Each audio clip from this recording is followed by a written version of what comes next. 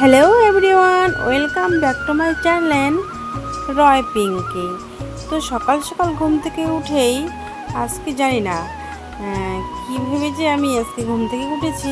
সকাল সকাল ঘুম থেকে উঠেই আমার বাড়িতে কাস্টমার এসেছে।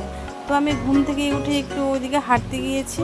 তো হাঁটতে গিয়ে একটু বসে বসে একজনের সাথে গল্প করছি। গল্প করেই আমাকে ডেকে নিয়ে এসে বলছে চলো চুল কাটবে, একজন চুল কাটবে। তো আমি তড়িঘড়ি করে তাড়াতাড়ি, আমি আর ভাবছি সকালবেলা যদি কাস্টমার আসে তাহলে তো তাকে ফেরানো যাবে না। তো আমি কি করেছি, ছুটে এসে তাড়াতাড়ি করে এই বাচ্চা মেয়েটির চুলটা কেটে দিচ্ছি। তো বাচ্চা মেয়েটা একদমই চুল কাটবে না, আর চুলটা একদম ড্রাই হয়ে গেছে, লাল টকটকা হয়ে গেছে, কিছুতেই চুল কাটবে না। ওর মা বলছে আরে বেশি কাটবো না। আমিও বলছি, আমি বোঝাচ্ছি যে চুলটা কাটলে বেশি ভালো হবে, আগাগুলা ফেটে গেছে। তাই ভাবলাম যে একটু চুলটা কেটে নেয়। আর কি বলো তো বন্ধুরা, আমি একটু হালকা পাতলা পার্লারের কাজ করি। আমি পার্লারে শিখেছি 2 বছর আগে। তো আমি একটা দোকান দিয়েছিলাম অবশ্য, কারণ আমাদের একটু গ্রাম সাইডে তো দোকানটা সেভাবে চলে না। তার জন্যই আমি দোকানের সব জিনিসপাতি বাড়িতে নিয়ে এসেছি। তো বাড়িতে নিয়ে আসার পর এখন বাড়িতেই সুন্দরভাবে আমার পার্লারটা চলছে। সবাই আস্তে আস্তে টুকটাক করে আসে, সবাই যখন একটু পুজোর সিজন হয় তো আসে। তো আমার খুব ভালো, এখন বাড়িতেই আমার পার্লারটা করে না, খুব ভালো হয়েছে আমার। তো আমি বাড়িতেই করি পার্লার। তো দেখতেই পেলে আমি ওর মেয়েটার চুলটা কেটে দিচ্ছি।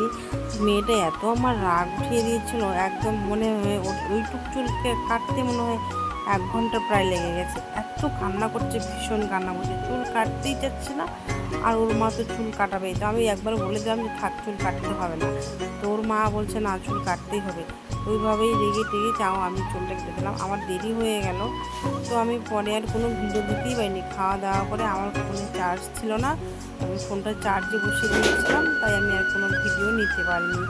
তো আমি এখন এই যে ঘরটা যে তোমাদেরকে দেখালাম, এই ঘরের এই টায়নাগুলো সব আমি ওই সাইডে নিয়ে যাবো। এই সাইডে নিয়ে আসতেছি, কারণ এই সাইডটা আমার মানে গেট থেকে সঙ্গে সঙ্গে একদম আয়নাটাই দেখা যায়।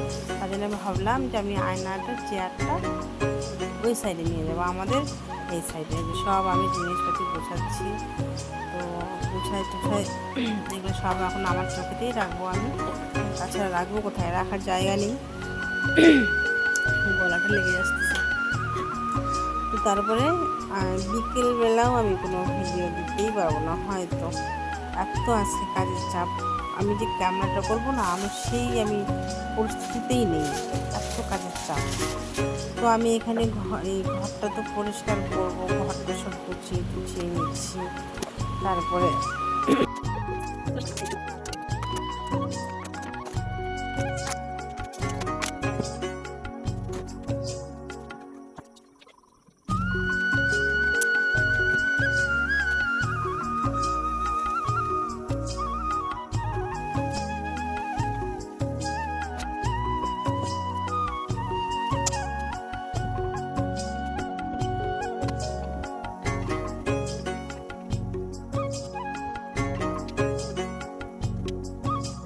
তো ফাইনালি আমার আয়নাটা সেট হয়ে গেল।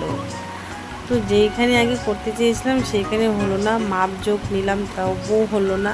আমি বুঝতে পেরেছি, যখন মাপ নিলাম বুঝতে পেরেছি আয়নাটা সেট হবে কিন্তু টেবিলটা সেট হবে না, কারণ টেবিলটা একটু লম্বা ছিল। তো আর দেখতেই পাচ্ছ অটোমেটিক বুদ্ধি করে আমি টেবিলটা সেট করলাম, ইটির উপরে তার উপরে দিয়ে আমি টেবিলটাকে সেট করলাম। কিন্তু বললাম না আমার পার্লার দিয়েছিলাম আমি, তো সেই পার্লারেরই এটা। তো কী করবো, তার জন্য ভাবলাম যে আজকে আমাদের বাড়িতে না ভীষণ এমন পরিস্থিতি হয়ে গেছে, এমন পরিস্থিতির কাজ হয়ে গেছে। এদিকে আমি ঘরটা গুছাচ্ছি, তার মধ্যে আমাদের লাইনের তারটা লোকের বাড়ির ধার দিয়ে নিয়ে আসা গেছে। ওদের বাড়িতে বাঁশটা ঠিকছে টিনের মধ্যে, তার জন্য বলছে বাঁশটা ঠিক করে দাও। মা গেছিলো, মা পারলো না। মা তো চান করে ভাত বসিয়ে দিল। পুজো তো হয়নি, আমি যে কখন পুজো করবো ভগবানের, 1:30 মনে বেজে গেছে জানো তখন 1:30। তো বাবা, আমি ঠিক করলাম, তারপরে আমার ঘরটা আমি গুছিয়ে লাইনটা ঠিক করছি। বাবা আবার এসে বাবা ঠিক করে দিচ্ছে। বাবা দেখো তো, বাবা একদম কাছা বেঁধে নিয়েছে, আর পুরো ঘেমে গেছে আমার বাবা। আমি বলছি যে তুমি সরো, আমি করে দিচ্ছি, তোমাকে করতে হবে না, তুমি যা চান করো, খাবে দাবে, রেস্ট নেবে, আবার টোটো নিয়ে যাবে। তাই আমি বললাম তুমি চলে যাও, আমি ইয়ে করি, যেমন পারি আমি বেঁধে নিই। তো এরকম করতে করতেই আমার আজকে ভালো করে না ভিডিও করাই হয়নি জানো। তো তার জন্য আমি ভাবছি কি ভিডিও দেবো, তো এই ভিডিওগুলোই দিই, ঘরের ভিডিওটাই দিই, শুধুমাত্র ঘরের ভিডিওটাই দিচ্ছি তোমাদেরকে, তোমরা মনে কিছু করো না। তো বাবা এখানে ঠিক করছে, আর আমি তো এই দেখছি আমি চান করেছি বিকালে 4টার দিকে চান করি, 4টার দিকে চান করে ভাত খেয়ে একটু রেস্ট নিয়ে আবার ছুটে গেলাম মায়ের সাথে মিলে। বাবা ধান রেখে আসছিলো, সেই ধানগুলো ভাঙালো। সকালবেলায় বলছিল ধান ভাঙানোর কথা, সকালবেলা ধান ভাঙালে আর কি ভালো হতো। আর আমি কোনোদিন ধান ভাঙাইনি, ফার্স্ট গিয়েছে, আর অনেকগুলো ধান ভাঙালো। আমার হাতের নখগুলো কি ব্যথা হয়ে গেছে, নখগুলো ধরা যাচ্ছে না, এত ব্যথা, ধানের বস্তা চালায়। তো তারপরে ধানের ওখানে গেলাম, বিকেলে যে তোমাদের কোনো ভিডিও দেখাবো আমি সেটাও পাচ্ছি না। ধানের ওখানে চলে গেছি ফোনটা রেখে বাড়িতে, ওইখানে গিয়ে ধানের ইয়েটা তোমাদেরকে দেখানো হতো, তো আর পাইনি। আর সন্ধ্যাবেলা এসে আবার চান করলাম, আজকে দুবার করে হয়ে গেল, ওই 5টা ছোটো 1-1.5 ঘন্টার মধ্যে দুবার করে চান করেছি।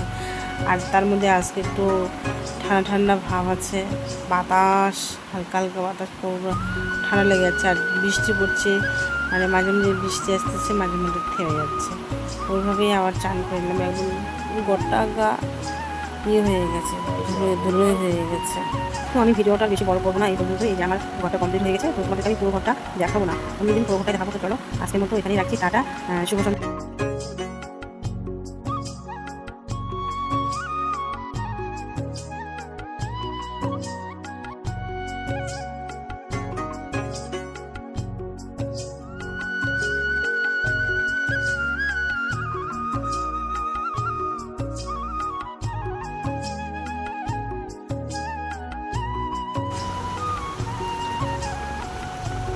পরিষ্কার করবো, পুরোটা কমপ্লিট হয়নি,